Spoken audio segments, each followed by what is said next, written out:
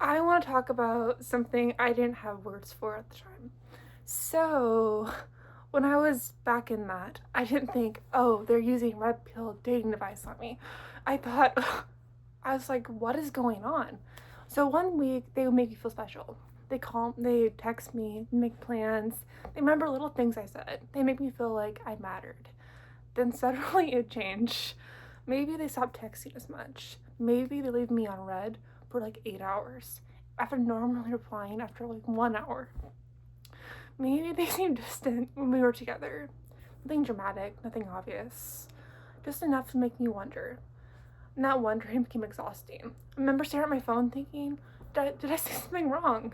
Then rereading conversations, reading them again, asking my friends what they thought, convincing myself I was overthinking, then worrying again. It felt like a relationship where the rules kept changing and nobody gave me the updated version. One day I was texting. Normally, you have a conversation naturally. There'd be these long delays, not because I was busy. I understand people getting busy. It's because it felt intentional. I see them active online. I know they have their phone. And I find myself wondering why it took 12 hours to answer a simple question. The funny thing is that 12-hour delay isn't that big of a deal. It's when it happens after weeks of consistency and your brain notices. You start thinking, are they upset? Are they losing interest? Did I do something? Because nobody tells you what's going on and your brain fills the blanks. Usually the worst possible explanations, by the way. Um, Another thing was affection. Sometimes it'd be incredibly warm. Compliments, attention, physical affection, the kind of behavior that makes you feel wanted. Other times it felt like they're holding all that back. Not because anything happened, not because there was conflict, just because I started to feel like I had to earn it back. Like I had somehow fallen out of favor. Like there was an invisible scoreboard I cannot see. And people won't talk about those things. And what does your self esteem? Because eventually you stop asking, why are they acting differently? And start asking, what is wrong with me? That's the dangerous part. Because now their inconsistency becomes your insecurity. You start changing yourself to try.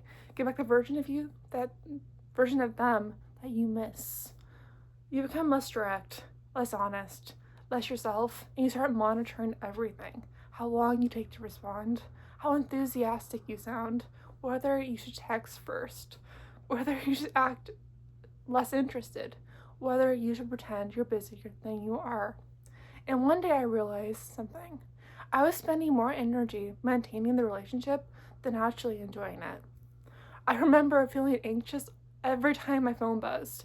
Not excited, anxious. Because I never knew which version of them I was going to get.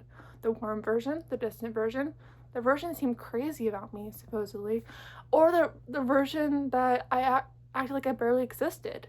That's not the emotionally safe feeling it's like. But that's what uncertainty feels like. And the hardest part, when things were good, they were really good. That's why I stayed. But every once in a while, when I get the person I originally fell for, I think, see, they're still in there. So I hang on. I tell myself I was imagining things. I tell myself relationships are hard. I tell myself everyone has off days. And to be fair, everyone does. But the healthy relationships do not leave you chronically confused. They do not make you feel like affection is something you have to win. They don't make you feel like you're constantly auditioning for a role you've already been given. Looking back, I think this emotion I felt was mostly was not sadness. It wasn't anger. It was insecurity. The kind that creeps in slowly. The kind that makes you a confident person question themselves. The kind that makes you feel like you're always one mistake away from losing someone. That's why dating games can be so damaging. Because they don't just affect the relationship, they affect how you see yourself. Today, when I think about that experience, I don't wish I played the game better.